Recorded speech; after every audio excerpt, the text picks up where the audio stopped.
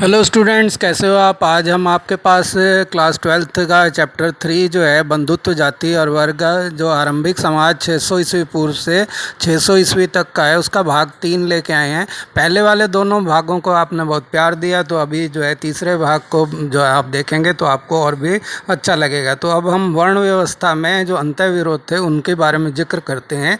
तो जाति प्रथा जो थी वो उसको भीतर तक जो है आत्मसात तो होना था, लेकिन उसमें बड़ी जटिल प्रक्रिया थी, सामाजिक प्रक्रिया थी। जैसे सातवाहन जो शासक थे वो पहले जैसे बताया गया है वो ब्राह्मण वर्ग से थे, और जो है वो शास्त्रों के अनुसार जो है, क्योंकि राजा क्षत्रिय होना चाहिए, उसके विपरीत था ये बात, क्योंकि सातवाहन शासक जो थे वो ब्राह्मण थे। इसी तरह से जैसे पहले बताया गया कि मौर्य जो थे वो भी जो है क्षत्रिय नहीं थे, उनको जो है ब्राह्मणीय जो शास्त्रों के अंदर जो है उनको जो है निम्न कुल से बताया गया था। और ये जो है चतुर्वर्णीय व्यवस्था की मर्यादा को बनाए रखने का दावा करते थे, क्योंकि ये ब्राह्मण थे और ब्राह्मणों का ये जिम्मेदारी थी कि वो वर्ण व्यवस्था के लिए उनको लिए जिम्मेदार होते थे। तो वैवाहिक संबंध स्थापित करने में जो है इस विवाह व्यवस्था के बाहर, वर्ण व्यवस्था के बाहर जो है विवाह संबंध स्थापित करते थे। तो बाहरी विवाह प्रणाली का मतलब ये है कि अपने गोत्र से बाहर विवाह करना, और अंतः विवाह का मतलब होता है गोत्र के अंदर शादी करना। तो ब्राह्मण विवाह जो पद्धति है ब्राह्मणों में, वो थी बाह्य विवाह पद्धति, यानी कि अपने गोत्र से बाहर शादी करने की। लेकिन जो है काफ़ी सारे उदाहरण मिलते हैं जो अंतः विवाह को बताते हैं। इसी प्रकार से जो ये जटिलताएं जो हैं जब काफ़ी बढ़ गई, तो एक नए शब्द का जो है यहाँ पर अभ्युदय होता है, नया शब्द आ जाता है हमारे इतिहास में। वो शब्द है जाति का, यानी कि जो 4 वर्ण हमने पहले बनाए थे उससे बाहर जो कुछ था वो कुछ जातियों में बदल दिया गया। जब वर्णों में बदलना मुश्किल काम हो गया, तो उसको जो है वर्ण जो है वो जन्म पर आधारित नहीं था, बल्कि पहले कर्म पर आधारित था, लेकिन धीरे धीरे वो जन्म पर आधारित हो गया। और जातियाँ भी जो हैं जन्म पर आधारित थी। वर्ण क्योंकि 4 थे कुल मिला के जो है, और लेकिन जो जातियाँ थी वो बहुत ज़्यादा थी, उनकी अनिश्चित संख्या थी, क्योंकि बहुत सारे जो समुदाय थे उस समय, जैसे जंगल में रहने वाले निषाद जो हैं, भील जातियाँ वगैरह, और जैसे स्वर्णकार थे, क्योंकि स्वर्ण का जो काम करते थे सुनार लोग थे, और इसके अलावा भी बहुत सारे जो हैं शिल्प कार्य करने वाले और जो हैं अनार्य लोग जो हैं, और ऐसी जातियाँ थी जो उस समय समाज में आ गई थी। तो उनको जो है इस व्यवस्था में लेके आने के लिए 4 वर्णों की जो व्यवस्था थी उसमें वो जो है नहीं आ रहे थे, तो उनके लिए जो है अलग से वर्गीकरण किया गया। तो ये जातियां जो हैं वो जो एक ही जीविका से चलती थी, मतलब एक ही तरह का कार्य करती थी, उनका व्यवसाय सेम था, और जो है इनको जो है श्रेणियों में संगठित किया गया, यानी कि एक ही तरह का काम करने वाली जो संगठित जो थी, जिनका जीविका भी एक थी, ऐसी जातियों को श्रेणियों में बांट दिया गया। तो इस तरह से किया गया। तो मंदसौर जो है, जहाँ मध्य प्रदेश में एक जगह है, यहाँ पर एक अभिलेख मिला है जो लगभग 5वीं शताब्दी ईस्वी का है, और इसमें जो है आप बताया गया है कि रेशम के बुनकर जो थे वो जो है लाट, गुजरात में, मतलब लाट एक जगह है गुजरात में, वहाँ से चलकर ये लोग जो है, ये मंदसौर जो मध्य प्रदेश में है और राजस्थान के जो है वर्तमान में जो बॉर्डर है उसके पास है और मुख्य मार्ग पर हैं, तो ये मंदसौर चले गए। उस समय मंदसौर को जो है दशपुर के नाम से जाना जाता था। तो इस तरह से जो हैं कई लोग जो थे, शिल्पकार वर्ग थे या कारीगर वर्ग थे, बुनकर वर्ग थे, वो एक जगह से दूसरी जगह माइग्रेट होते रहते थे, जाते रहते थे, उनका स्थान बदलते रहते थे। तो ये दशपुर नामक स्थान पे आए मंदसौर में, लाट गुजरात से चलकर। तो इस तरह से जो है उन्होंने स्थान बदलते रहते थे। तो वहाँ जो है वो क्यों आए थे, क्योंकि उन्होंने वहाँ पे मंदसौर के राजा की महानता के बारे में सुना था और वो चाहते थे कि वहाँ नए अवसरों की तलाश में वहाँ बसना चाहते थे। तो इस अभिलेख में जटिल सामाजिक प्रक्रियाओं की भी झलक देता है और श्रेणियों के स्वरूप के विषय में अंतर्दृष्टि प्रदान करता है, क्योंकि जो है एक नए वर्ग जो है समाज में आते रहते थे, जैसा कि हमने भाग भाग 2 में भी पढ़ा है। तो इसमें जो है आप ये देख रहे होंगे कि अभिलेख जो है वो जटिल सामाजिक प्रक्रियाओं की झलक तो देता है और साथ ही अंतर्दृष्टि भी प्रदान करता है। तो श्रेणियों के सदस्यता जो थी वो शिल्प में विशेषज्ञता पर निर्भर थी, यानी कि कौन किस श्रेणी में होगा, उसकी मेंबरशिप या सदस्यता लेने के लिए उसे उस शिल्प में विशेषज्ञ होना होता था, यानी कि एक्सपर्ट होना पड़ता था। कुछ सदस्य जो थे अन्य जीविकाओं को भी अपना लेते थे। जब वो उसमें विशेषज्ञता हासिल नहीं कर पाते थे तो वो क्या करते थे, अपनी जीविका को बदल लेते थे और दूसरे जो है शिल्प वर्ग में चले जाते थे। इस तरह से श्रेणियां बदलते रहते थे। तो यह जो अभिलेखों से यह ज्ञात होता है कि एक व्यवसाय के अतिरिक्त जो है और भी चीज़ों में सहभागिता होती थी और वो जो है काफ़ी चीज़ों में शेयरिंग करते थे। तो सामूहिक रूप से उन्होंने शिल्प कर्म से अर्जित धन को सूर्य देवता के सम्मान में मंदिर बनवाने में खर्च किया था। तो मंदसौर में एक बड़ा ही भव्य सूर्य मंदिर है जो कि इन शिल्प कर्मियों ने अपने जो है धन से एकत्र करके, जो वहाँ से लाट से आए थे शिल्पकार जो थे, उन्होंने ये भव्य स्वर्ण मंदिर सूर्य मंदिर जो है अपने पैसों से बनवाया था। अब 4 वर्णों के परे भी कुछ एकीकरण की बातें हम करते हैं कि जो बाहर अलग से इनको जो चीज़ें शामिल की गई, नए वर्ग शामिल किए गए, उनके साथ जो है इन्होंने एकीकरण कैसे किया। तो कुछ समुदाय ऐसे थे जो ब्राह्मणीय प्रभावों से बाहर थे और जो है वो उनसे जो है उनको कुछ जो है अलग माना जाता था, तो उसको जो है ये लोग असभ्य मानते थे और उनके साथ जो है पशुव्रत जो है व्यवहार करते थे और ये विचित्र, असभ्य और पशुवत उनको चित्रित किया जाता था। और ऐसे भी उदाहरण मिले हैं कि वन प्रांतों में बसने वाले लोगों के हैं जो उनकी क्या कहते हैं, शिकार और कंदमूल संग्रह करना उनके जीवन निर्वाह का महत्वपूर्ण साधन हुआ करता था। और वहाँ पर जो है जैसे एकलव्य, निषाद और एकलव्य जो हैं इससे जुड़े हुए माने जाते हैं। तो इसका जो है वो यहाँ पर इनके हिसाब से जो है यहाँ पर रहते थे। अब यायावर पशुपालक समुदाय जो है जो कि इधर उधर घूमता रहता था और पशुओं के चारे की तलाश में, तो उनका जो रहन सहन था वो कृषक कर्मियों से भिन्न था, यानी कि जो खेतीबाड़ी करते थे वो उनके आर्य लोग जो हैं कृषि कार्य में ज़्यादा थे, उनसे जो है इनका रहन सहन अलग था। तो जो लोग जो हैं असंस्कृत भाषी थे, इनको जो है ये लोग निम्नतम समझते थे, हे समझते थे और उन्हें मलेच्छ कहकर भी पुकारते थे। तो मलेच्छ नाम जो है जो अनार्य लोगों के लिए इस्तेमाल किया जाता है। अब जो 4 वर्णों में नहीं आ रहे हैं उनके साथ जो है उनको बाहरी माना जाता था, बाहरी लोग माना जाता था और समाज के कुछ वर्गों में जो है इनको उन्होंने अपने वर्ग में श्रेणियों में शामिल नहीं किया। तो उन्होंने ऐसे धंधे अपनाए और जिसकी वजह से उन्हें अस्पृश्य घोषित किया गया और सामाजिक वैषम्य जो है, आपस में डिस्क्रिमिनेशन जो है वो काफ़ी बढ़ गया था। तो ब्राह्मणों का मानना था कि कुछ काम जो हैं वो खास तौर पर अनुष्ठानों के संपादन से जुड़े हैं, वो तो पुनीत और पवित्र हैं, यानी कि ब्राह्मण जो कार्य करते थे वो तो पुनीत और पवित्र थे, जो कि पूजा पाठ और अनुष्ठानों से संबंधित थे।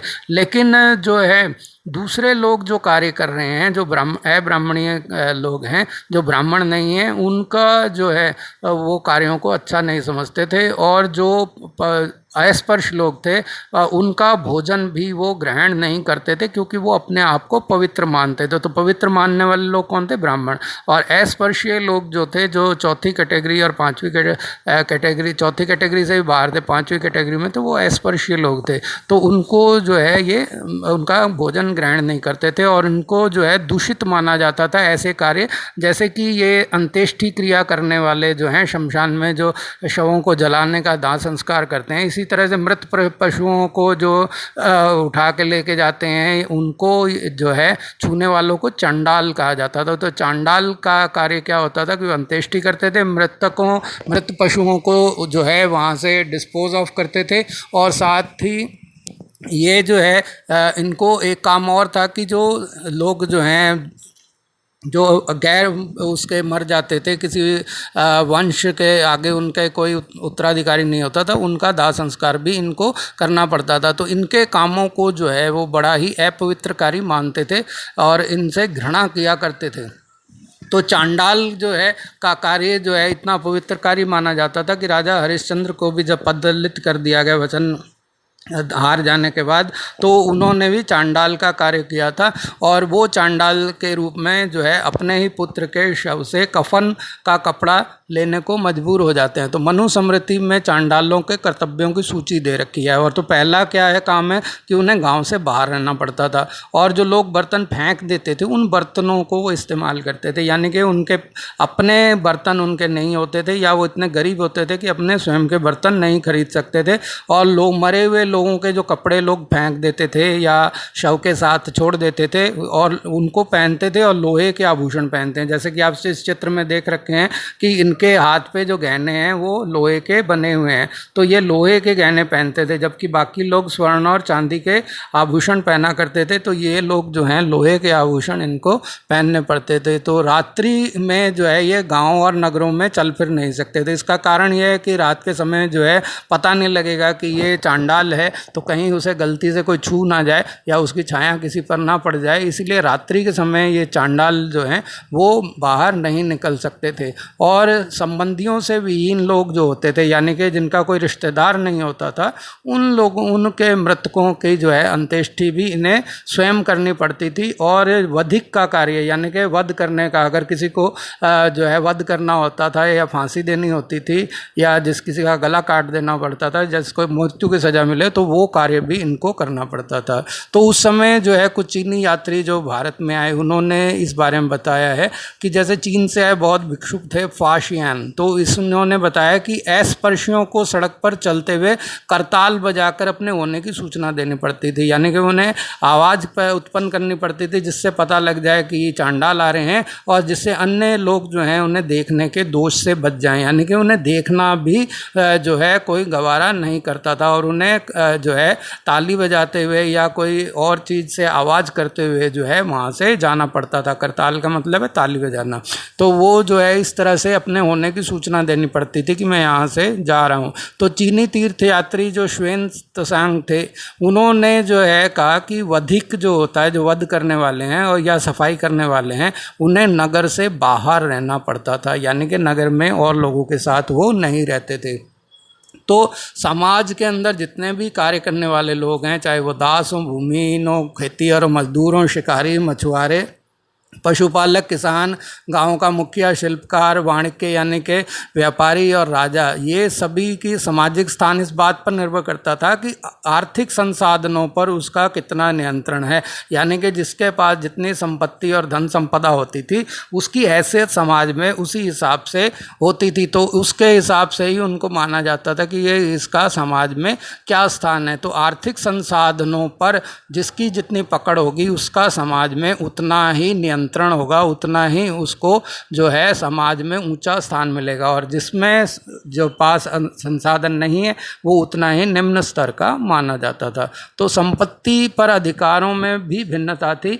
और यहाँ पर कौरव महाभारत का उदाहरण लेते हैं कि जब दुर्योधन को ने जो है युधिष्ठिर जो उनके चचेरे भाई थे उनको जुए के लिए, भूत क्रीड़ा के लिए आमंत्रित किया, जो कि उस समय राज परिवारों में खेला जाता था। तो उसमें जो है शकुनी मामा ने छल कपट कर लिया और जो है वो अपना सारा स्वर्ण यानी कि सोना, हस्ती यानी कि हाथी, रथ, दास, सोना और कोष जो है राज्य वगैरह वो हार गए। और फिर उसके बाद अपनी प्रजा की संपत्ति भी हार गए और अपने अनुज यानी छोटे भाइयों को भी हार गए, और फिर उन्होंने स्वयं को दांव पर लगाया और खुद को भी हार बैठे।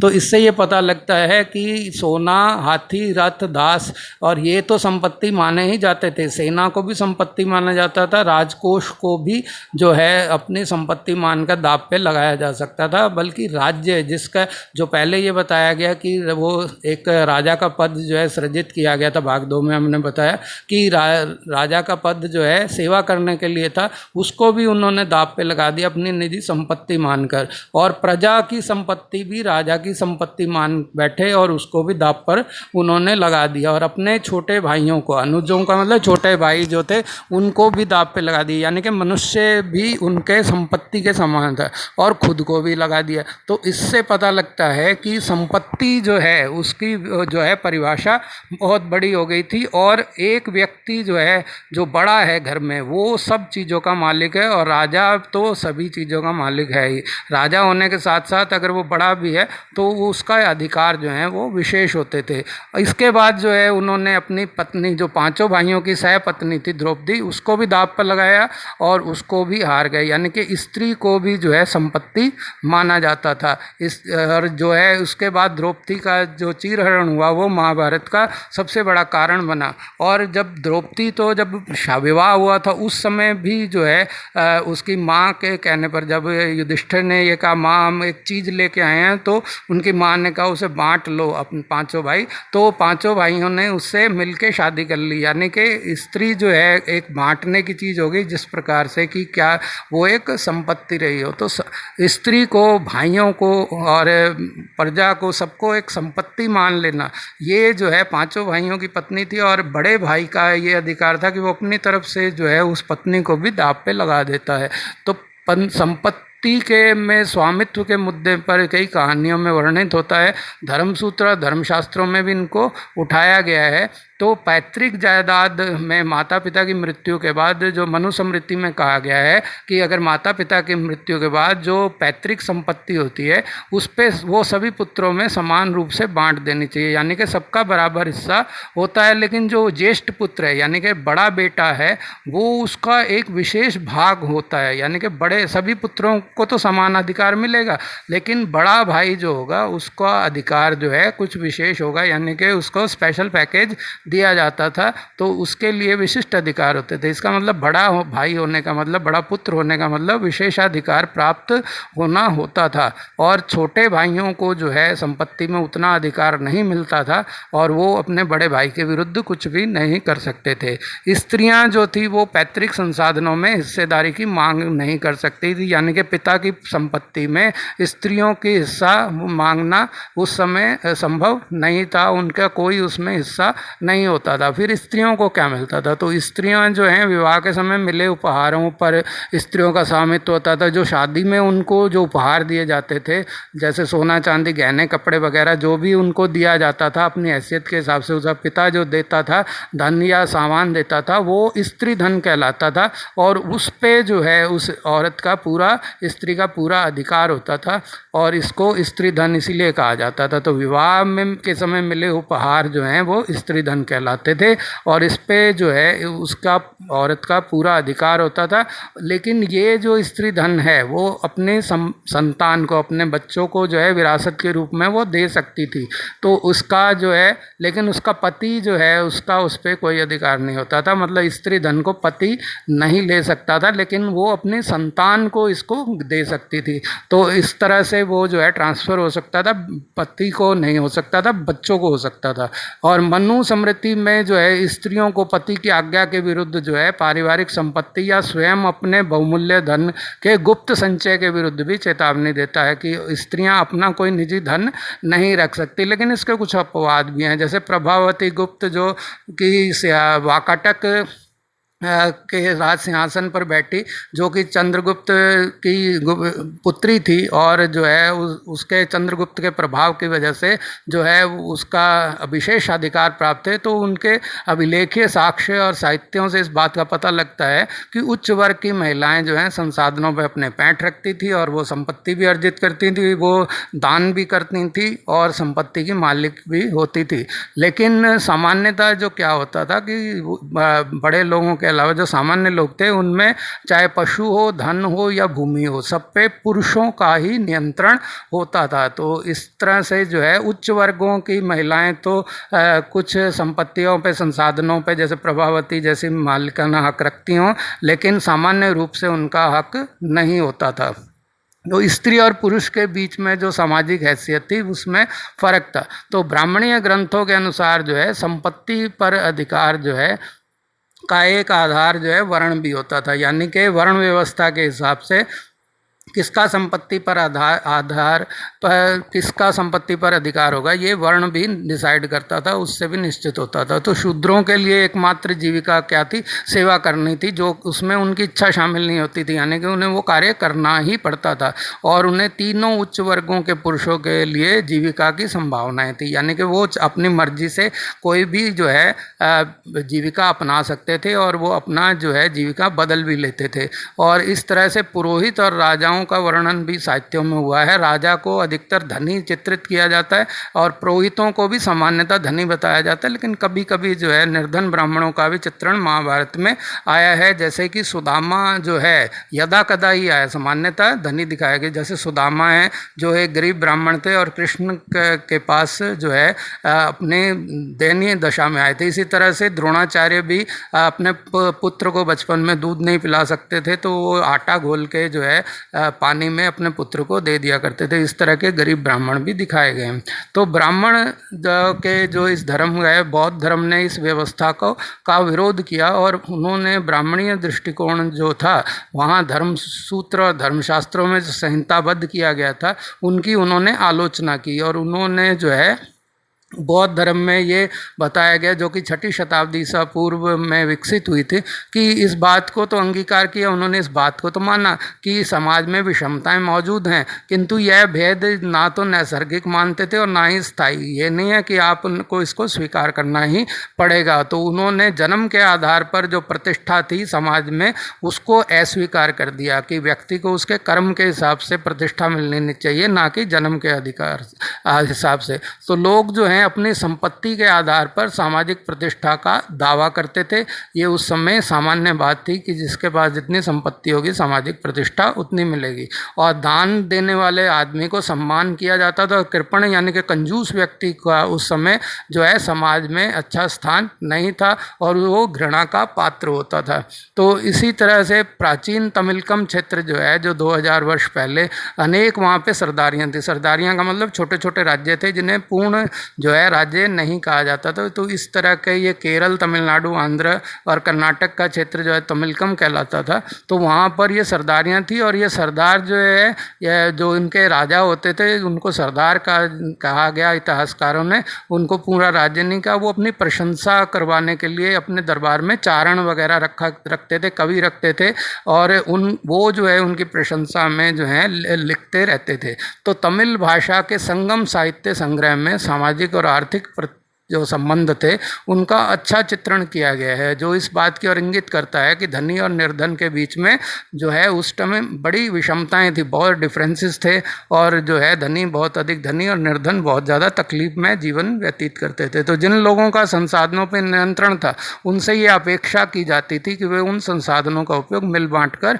करें, यानी कि दूसरों की भी उनसे मदद करें, दान वगैरह करते रहें। तो बौद्धों ने जो है समाज में फैली विषमताओं के संदर्भ में एक अलग अवधारणा प्रस्तुत की थी और उन्होंने वहाँ फैले हुए अंतर्विरोधों को नियंत्रित करने के लिए जिन संसाधनों की आवश्यकता होती थी उन पर भी अपना दृष्टिकोण सामने रखते थे। तो उनके लिए जो है सूत पिटक नाम का एक ग्रंथ है। तो सूत पिटक जो त्रिपिटक है उसमें सूत पिटक ग्रंथ है, उसमें एक मिथ यानी कि एक फिक्शन है जिसमें वर्णन किया गया है कि आरंभ में तो मनुष्य जो था वो पूर्ण विकसित नहीं था, तो वनस्पति जगत भी अविकसित था और सभी जीव जो है शांति से एक निर्वाध लोक में रहते थे और प्रकृति से उतना ही ग्रहण करते थे जितना कि एक समय के भोजन की आवश्यकता होती थी।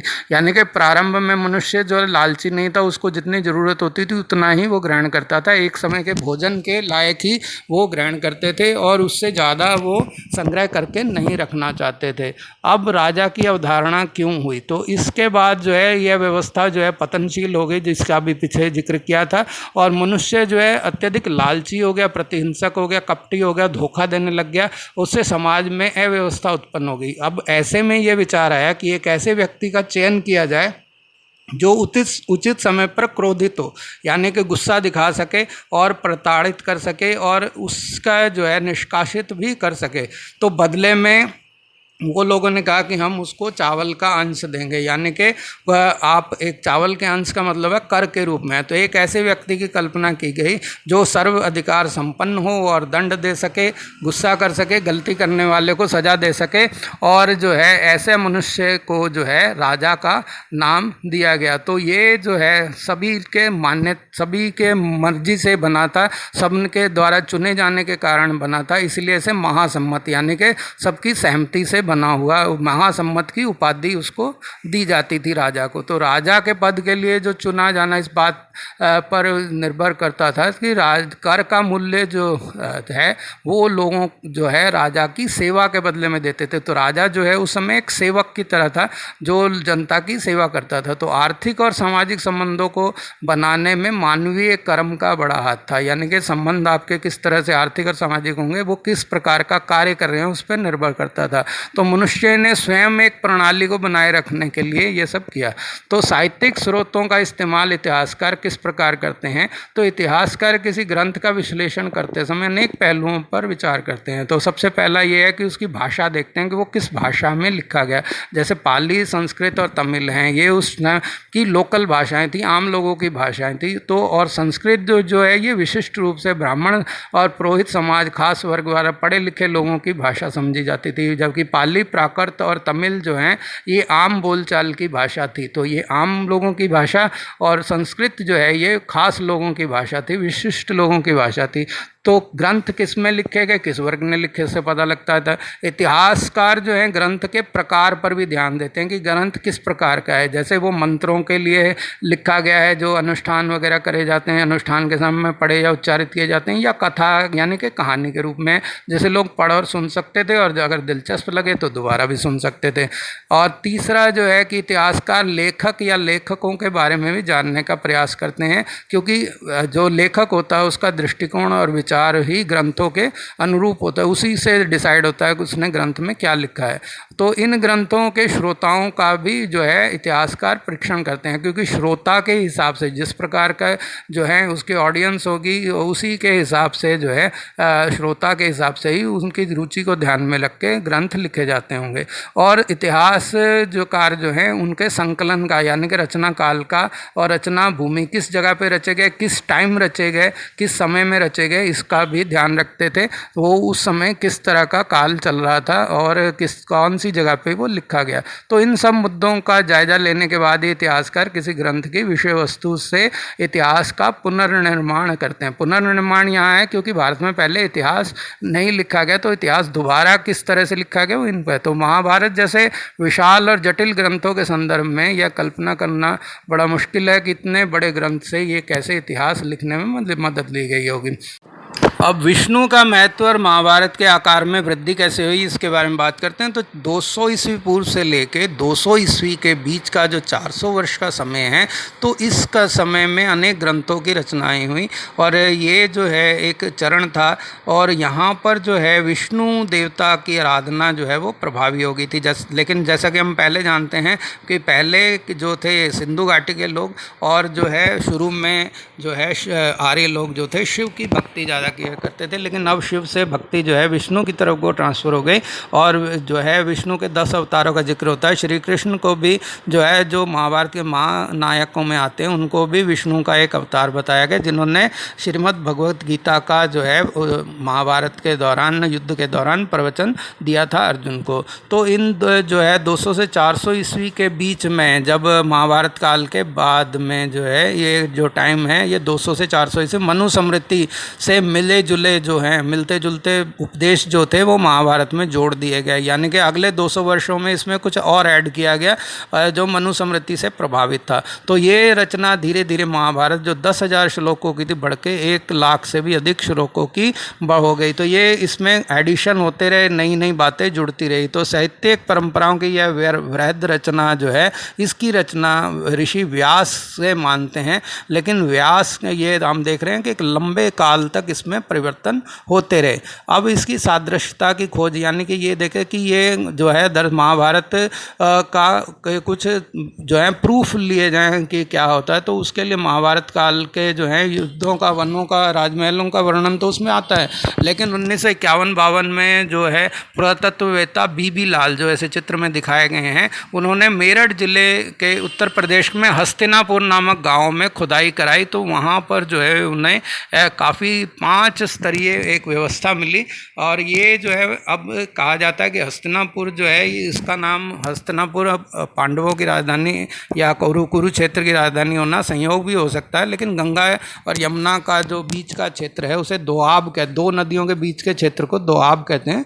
तो ये 2 नदियां जैसे हैं, इनके बीच में जो भूमि होती है उसको दोआब, ये काफ़ी उपजाऊ भूमि थी और इस भूमि में गंगा यमुना के बीच में जो है यह का जो क्षेत्र था, इसमें ये बसा हुआ था। और कुरु राज्य के भी इसी इलाके में था, तो इससे लगता है कि कुरुओं की राजधानी यही हस्तिनापुर थी। तो यहाँ पर जो है उन्हें खुदाई में इस तरह की जो है मिला है वहाँ पर। तो बीबी लाल ने यहाँ पर जो है 5 स्तरों के साक्ष्य मिले हैं कि 5 तरह की यहाँ पर आबादी थी। तो उसमें जो है दूसरा और तीसरा स्तर हमारे विश्लेषण के लिए महत्वपूर्ण है कि और जो है दूसरे स्तर में जो है लगभग 12वीं से 7वीं शताब्दी ईसा पूर्व, यानी 12वीं से 7वीं शताब्दी ईसा पूर्व पर लगभग 500 साल का बीच का कार्य है। इसमें जो है जो घर मिले हैं वो जो है एक सीमित क्षेत्र में उत्खनन हुआ था, तो वहाँ जो है आवास या गृह थे वो 500 वर्षों में जो मिले हैं वो जो है मिट्टी की बनी दीवारों के थे और उनमें कच्ची मिट्टी की ईंटें, यानी कि जो बिना पकाई हुई ईंटें इस्तेमाल